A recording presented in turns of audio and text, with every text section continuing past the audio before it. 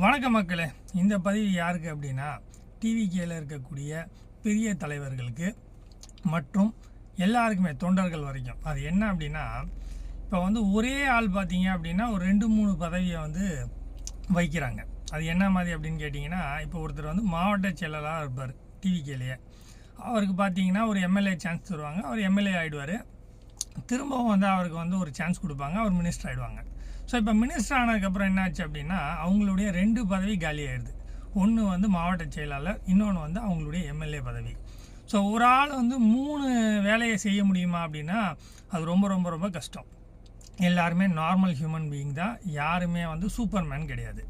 So அப்போ பார்த்தீங்க அப்படின்னா ஒரு அமைச்சராக இருக்கக்கூடியவர்கள் நான் இந்த ரமேஷ் அண்ணனை பார்க்குறேன், நமது ராஜ்மோகன் அண்ணனை பார்க்குறேன். அவங்களாம் பார்த்தீங்கன்னா அவர்களுடைய துறையை ரொம்ப மிக சிறப்பாக செய்கிறாங்க, சர்ப்ரைஸ் விசிட் கொடுக்குறாங்க, இந்த மாதிரி நிறையா பண்ணிக்கிட்டே இருக்காங்க. ஸோ அப்படி பண்ணுறப்ப அவங்க ஹோல்ட் பண்ணிக்கிட்டு இருந்த மாவட்ட செயலாளருடைய அந்த வேலைகள் எம்டி ஆகி போயிடும். அதை பண்ணுறதுக்கு ஒரு ஆள் வேணும். அதே மாதிரி ஒருத்தர் மினிஸ்டர் ஆகிடுறாரு அப்படின்னா அவருடைய கான்ஸ்டிடுவன்சியில் இருக்கக்கூடிய அந்த எம்எல்ஏ போஸ்டிங்கை பார்த்துக்கிறதுக்கு ஆள் வேணும்.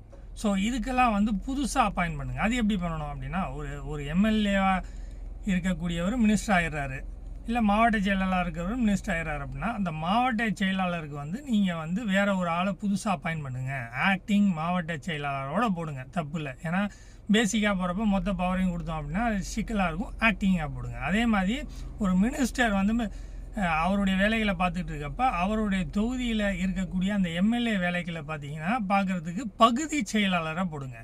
ஸோ இவங்க 2 பேரும் ஆக்டிவாக ஒர்க் பண்ணணும். இவங்க பார்த்தீங்க அப்படின்னா அந்த சென்ட்ரல் கமாண்டுக்கு கீழே இவங்க 2 பேரும் ஒர்க் பண்ணுவாங்க. ஸோ இப்படி இருக்கும் பட்சத்தில் பார்த்தீங்க அப்படின்னா நம்ம ஒரே ஆளுக்கு எல்லா பவரும் போகக்கூடியதை குறைக்கலாம். அவர்களுடைய வேலை பளுவை கொஞ்சம் குறைக்கலாம். அதே நேரத்தில் டெவலப்மெண்ட்ஸை கொஞ்சம் குயிக்காக கொண்டு வரலாம். ஏன் அப்படின்னா இப்போ மாவட்டத்தில் என்ன நடக்குது அப்படிங்கிறது ஒரு மாவட்ட செயலாளருக்கு எல்லாமே தெரியணும். அவர் மினிஸ்டராக இருக்கப்போ அவருக்கு தெரியாது. ஸோ எல்லா விஷயங்களும் பார்த்தீங்க அப்படின்னா அவரால் போய் அட்டன் பண்ண முடியாது. ஆனால் அதுக்குன்னு ஒரு ஆளை தனியாக போடுறோம் அப்படின்றப்ப அவங்க எல்லாமே அதை பார்த்துக்க முடியும். அதே மாதிரி ஒரு மினிஸ்டராக இருக்கிற தொகுதியில் அவர் அப்பியரன்ஸ் இருக்க முடியாது, வேலை இருக்கும். அப்போ ஒரு